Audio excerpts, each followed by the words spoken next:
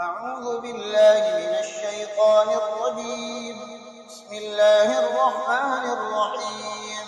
لقد سمع الله قول الذين قالوا إن الله فقير ونحن أغنياء سنكتب ما قالوا وقتلهم الأنبياء بغير حق ونقول ذوقوا عذاب الحريق ذلك بما قدمت أيديكم وأن الله ليس بظلام للعبيد.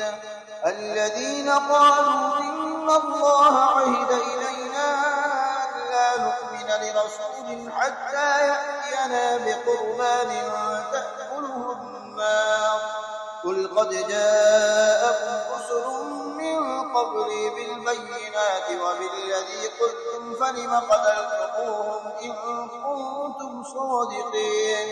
فإن كذبوك فقد كذب رسل من قبلك جاءوا بالبينات والزبر والكتاب المنير.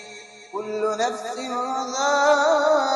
ذائقة الموت وإنما توفون أجوركم يوم القيامة فمن زحزح عن النار وأدخل الجنة فقد فاز وما الحياة الدنيا إلا متاع الغرور.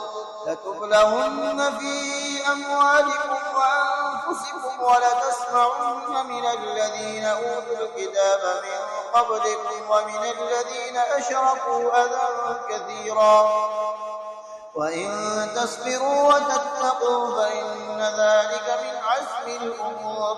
وإذ أخذ الله ميثاق الذين أوتوا الكتاب لتبيننه للناس ولا تكتمونه فنبذوه وراء ظهورهم واشتروا به ثمنا قليلا فبئس ما يشترون.